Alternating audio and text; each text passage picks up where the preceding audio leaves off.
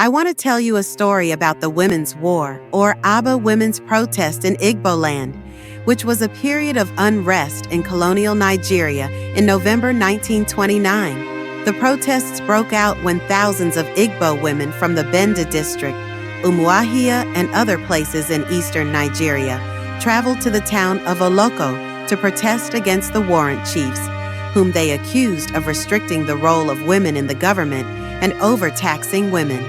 The protest encompassed women from 6 ethnic groups: Ibibio, Andoni, Ogoni, Efik, Ijaw, and Igbo. In November of 1929, thousands of Igbo women congregated at the native administration centers in Calabar and Owerri, as well as smaller towns, to protest both the warrant chiefs and the taxes on the market women. Using the traditional practice of censoring men through all-night song and dance ridicule, often called sitting on a man, the women chanted and danced, and in some locations forced warrant chiefs to resign their positions. The women also attacked European-owned stores and Barclays Bank and broke into prisons and released prisoners. They also attacked native courts run by colonial officials, burning many of them to the ground. Colonial police and troops were called in. They fired into the crowds that had gathered at Calabar and Owerri, killing more than 50 women and wounding over 50 others. During the 2-month war, at least 25,000 Igbo women were involved in protests against British officials.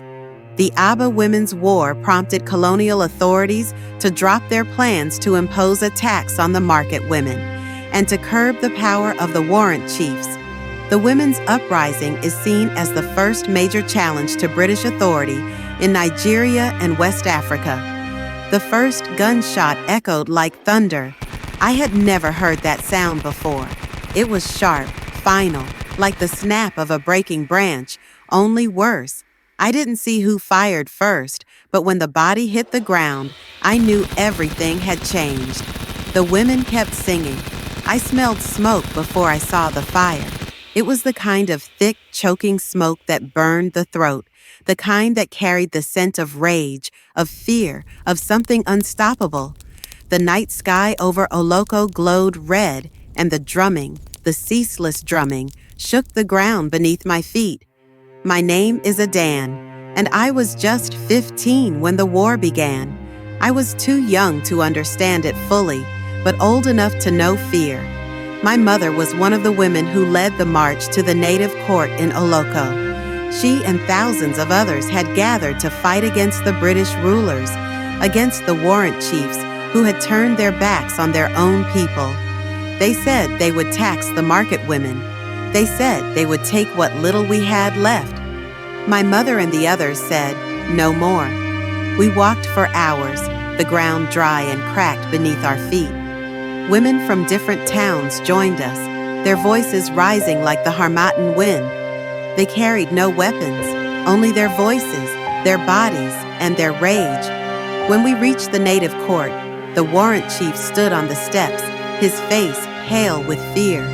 The women surrounded the building, clapping their hands, singing songs of shame. They called out his name, cursed him, mocked him.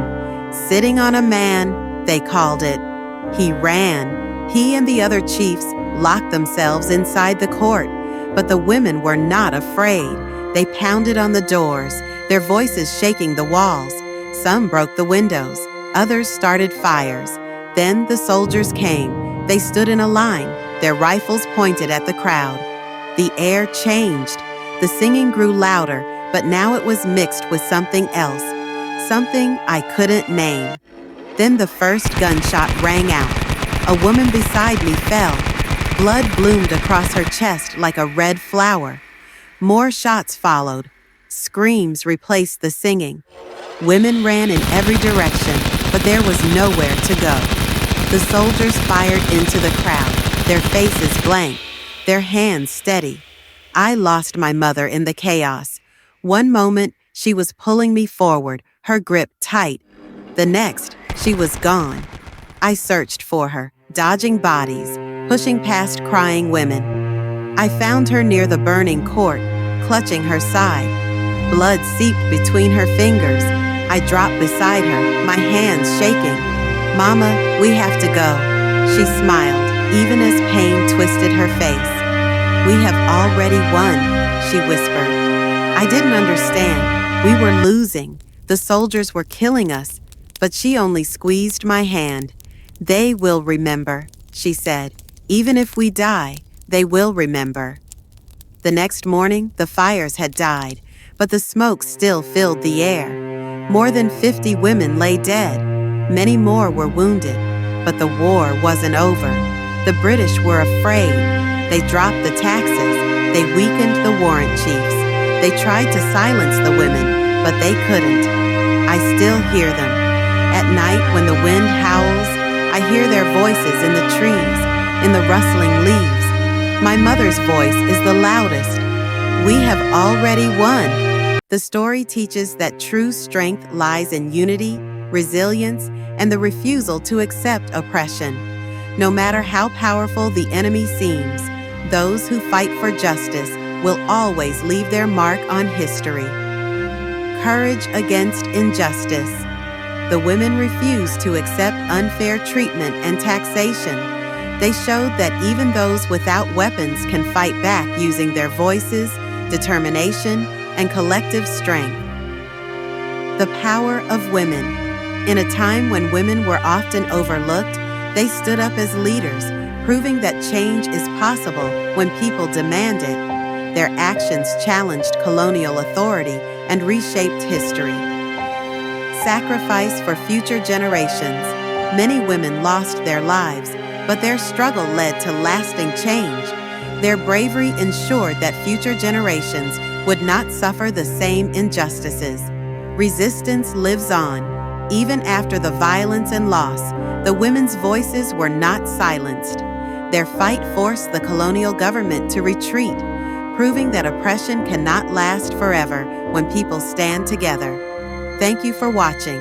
Please subscribe, comment, like, and share.